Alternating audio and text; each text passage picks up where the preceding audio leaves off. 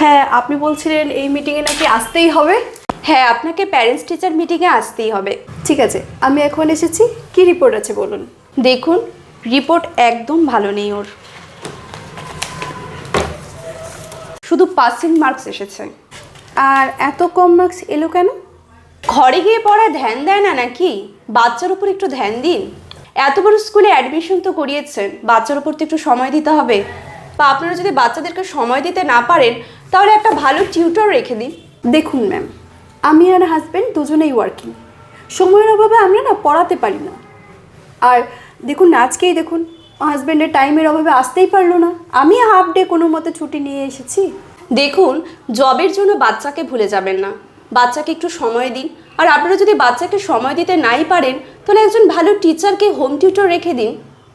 আর home tutor কেন দেব? কেননা আপনাদের কাছে তো টাইম নেই, আপনারা সময় দিতে পারেন না, বাচ্চাকে পড়াতে পারছেন না।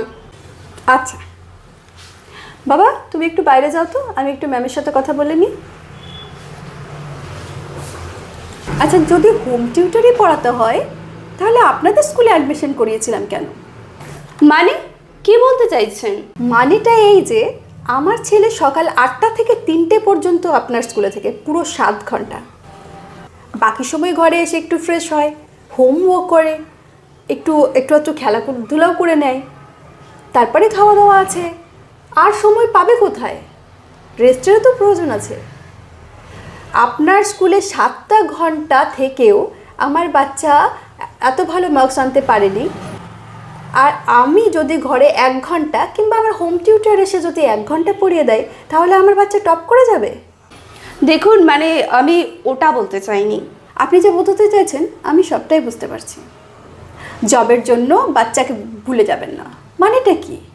জবের জন্য বাচ্চাকে ভুলে যাব? আপনার স্কুলে ভর্তি করেছি, জব ছেড়ে দেবো তো আমরা বাচ্চাকে আপনার স্কুলে পড়াবো কী করে?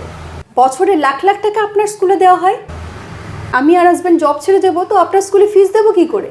লাখ লাখ টাকা স্কুলের ফিস, তারপর ওপর থেকে বই এখান থেকে নাও, ড্রেস এখান থেকে নাও, তারপরে তো ছোট ছোট অ্যাক্সেসরিজ, ব্যাগ, সব কিছু এখান থেকে নাও।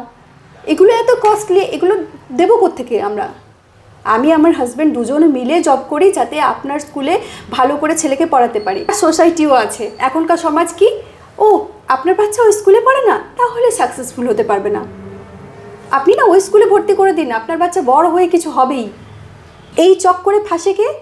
আমাদের মতন এই মধ্যবিত্তরা, যারা হাজব্যান্ড ওয়াইফ দুজনে মিলে কাজ করে এই লাখ লাখ টাকা দিয়ে ভর্তি করে আপনার স্কুলে ছেলেকে পড়ায়। এরপরে জব ছেড়ে দেবো তো আপনার স্কুলে ফিস দেবো কেমন করে? দেখুন, এইসবের চক্করে না আমি আমার ছেলের উপর প্রেসার ক্রিয়েট করবো না ম্যাডাম। আমরা কোনো হোম টিউটর ওকে দেবো না। আর এখান থেকে সব কিছু নেওয়া হচ্ছে, তাহলে হোম টিউটরটা বাইরে থেকে কেন? পড়াশোনাটাও আপনার এই স্কুল থেকেই হওয়া উচিত। কেননা এত উঠতো লাখ লাখ টাকা, হাজার হাজার টাকা দিয়ে আপনার স্কুলে এখানে ভর্তি করানো হয়েছে। এর পরের বার থেকে কোনো কারণে যদি ওর মার্কস কম আসে তাহলে জবাবদিহি আপনাদেরই করতে হবে, কেন আমার ছেলে কম মার্কস পেল।